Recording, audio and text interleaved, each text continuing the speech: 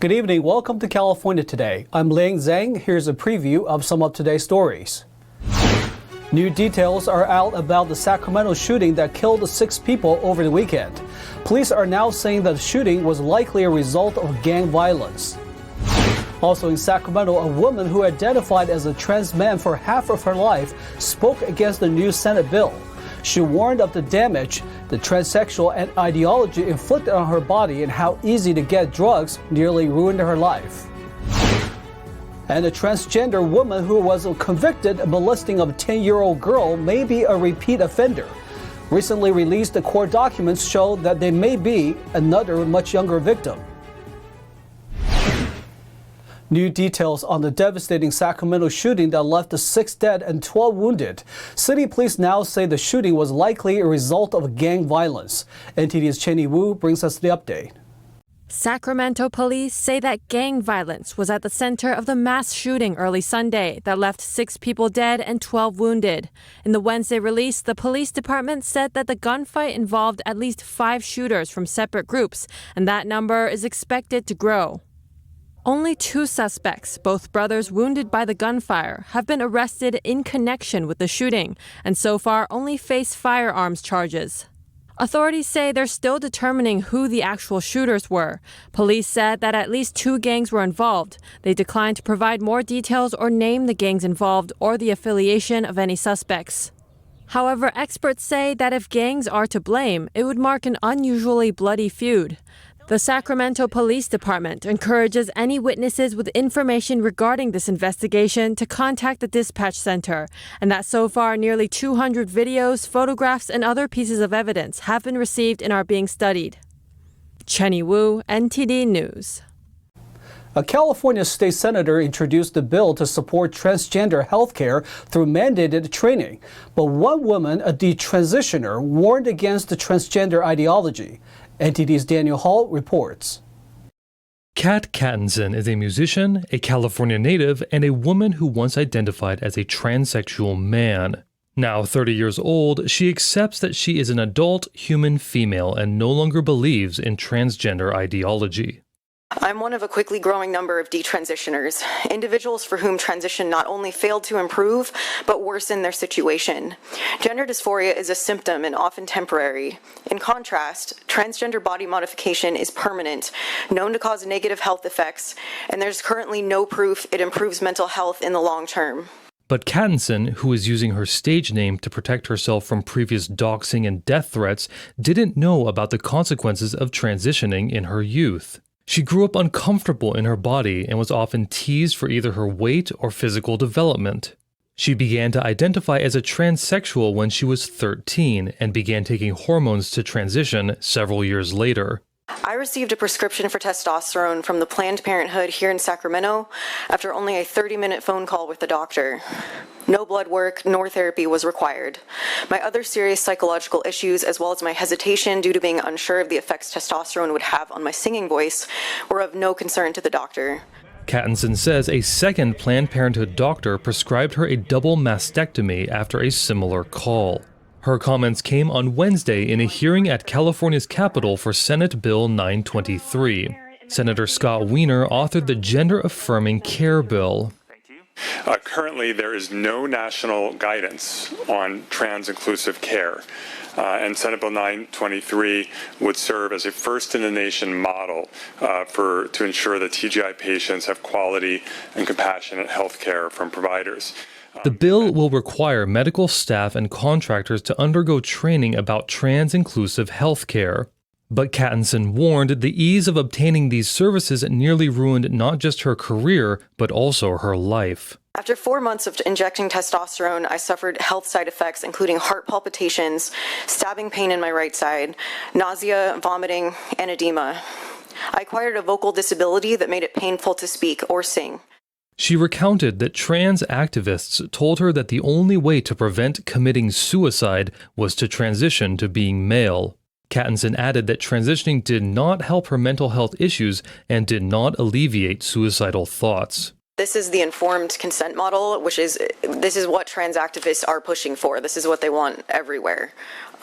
They want you to just be able to get the hormones and surgery on your first appointment.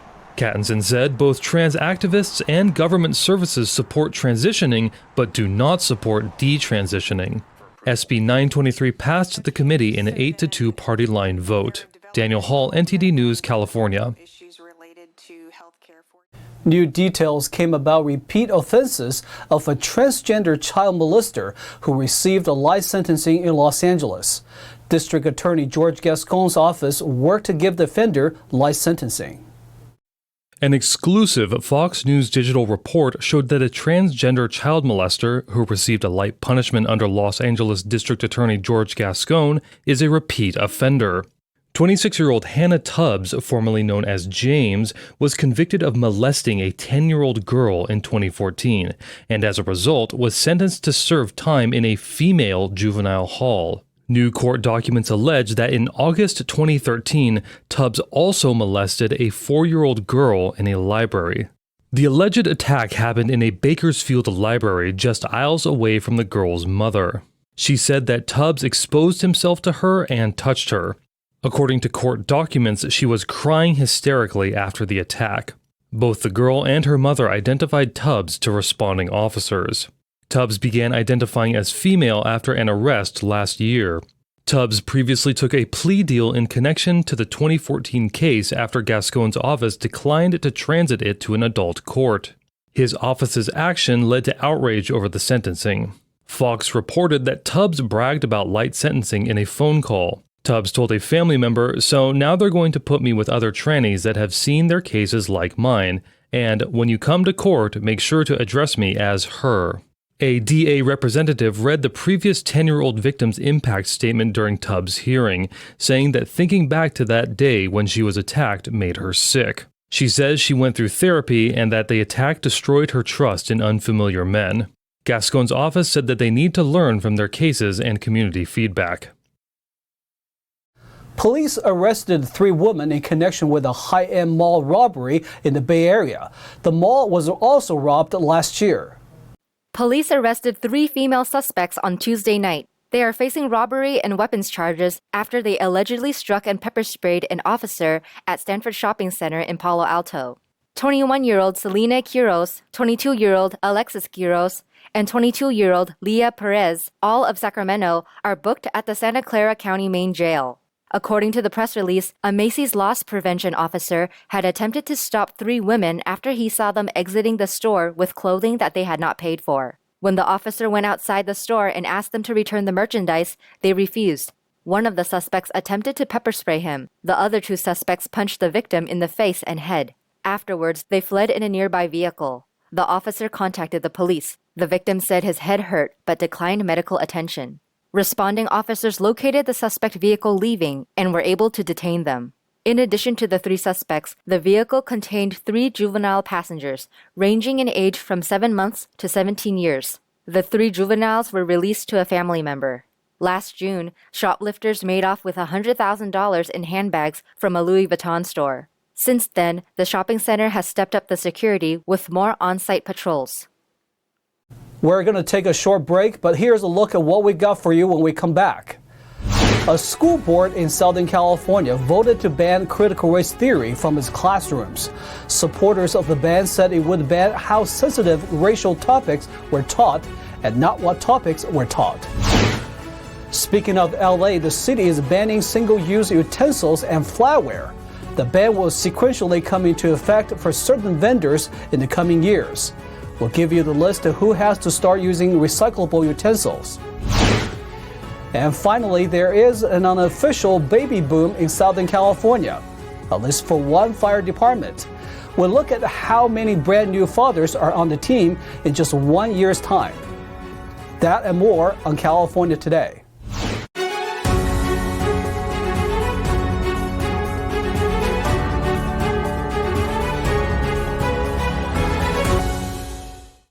A Southern California school board moved to ban critical race theory from its classrooms. Both sides showed their support, but the theory fell to a 3-2 vote.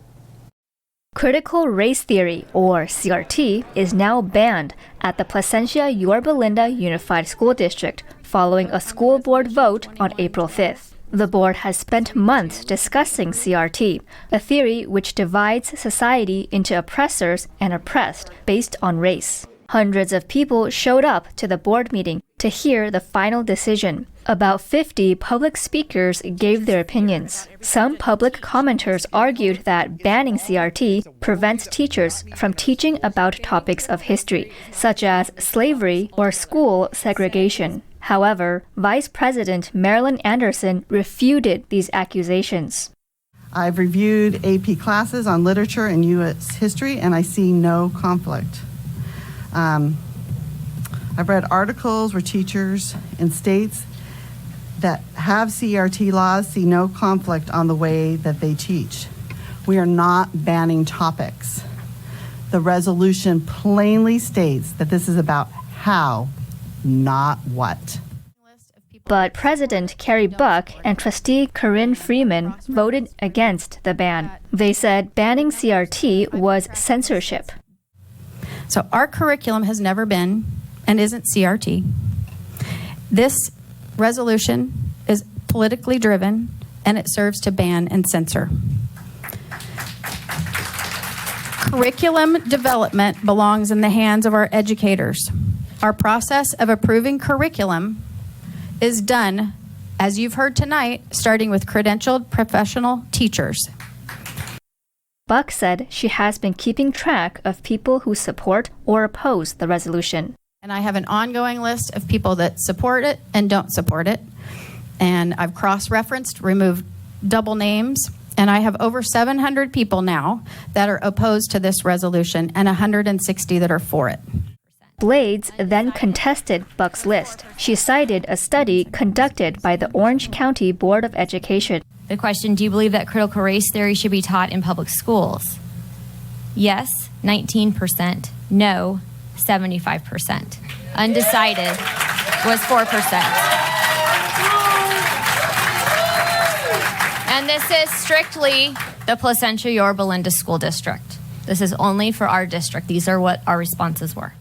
Blades further argued against the statements that claimed CRT was not taught in public schools. She said her own children have been taught the theory in their curriculum.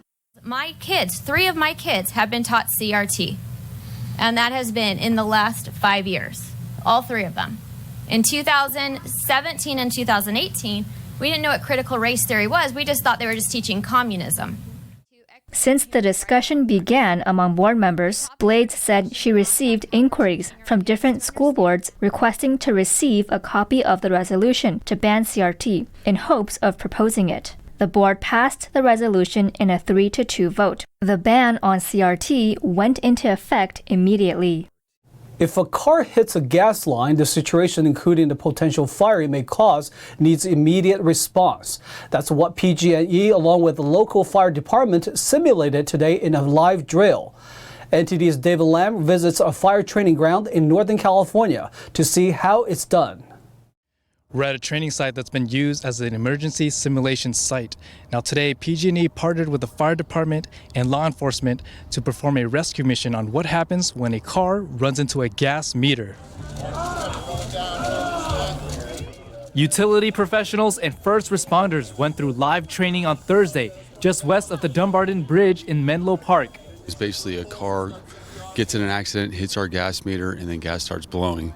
And when a situation like that happens, we show up and we simulate the emergency because we want to make sure that all of our employees are working through their processes and procedures to make sure they have everything in play. In this kind of situation, the police are there to keep the order and stop any obstructions. And the firefighters come in to douse the source of the fire. The fire marshal said his fire team was not aware of the details of today's simulation.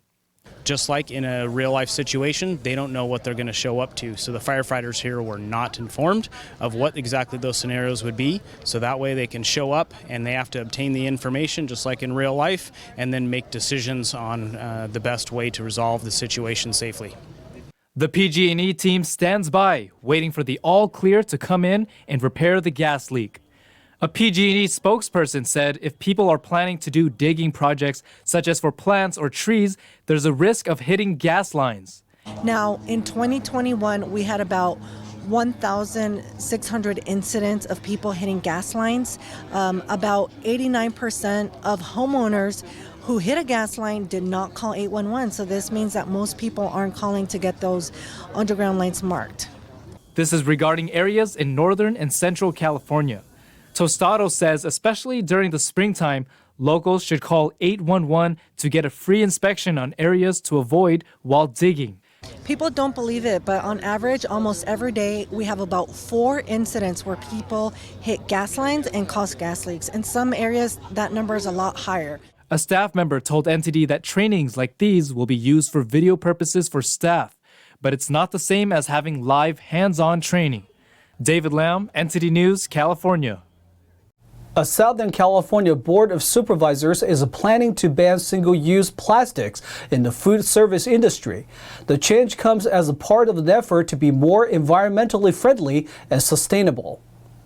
The Los Angeles Board of Supervisors preliminarily approved an ordinance for all single-use and disposable utensils and flatware. Now all restaurants and food facilities in LA County are required to distribute recyclable or compostable food service containers, cups, dishes, and cutlery. It's part of an effort to cut down on the use of single-use plastics. Moving forward with this ordinance, I believe it'll help the county achieve the waste and pollution reduction goals that have already been established by our own county sustainability plan and will lead us to a better roadmap to sustainable waste and future management. The ordinance would also prohibit retail stores from selling styrofoam, products such as coolers, packing materials, cups, plates, and pool toys, unless they are encased in a durable material. It would also require that full-service restaurants with sit-down service provide customers with reusable multi-service utensils and plates. Various environmental groups back the ordinance, citing the impact of plastics on waste streams locally and globally, and on people's health. On the other hand, business groups oppose the ordinance, saying there is no evidence that waste will be reduced. They did say that costs will increase. Solis acknowledged that the changes would affect business operations. The council also approved a year-long outreach and education campaign leading up to the implementation of the ordinance.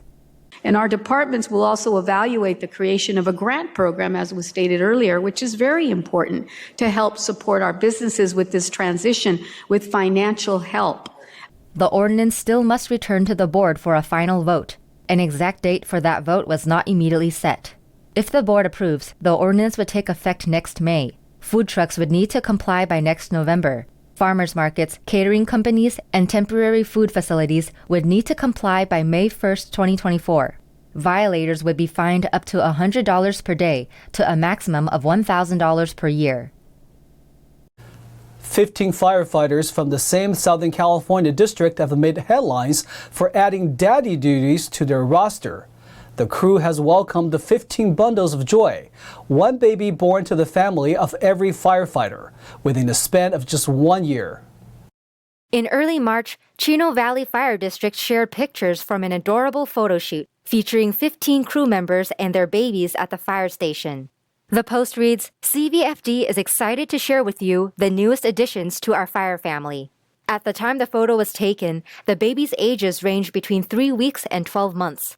Many of the babies were born to proud first-time fathers during the tough times of the pandemic. It's an unofficial record baby boom for Southern California firefighters. In 2019, Rancho Cucamonga Fire District crew members welcomed 9 babies between March and July of that year. Now to NTD's Thomas Christian for an update on sports.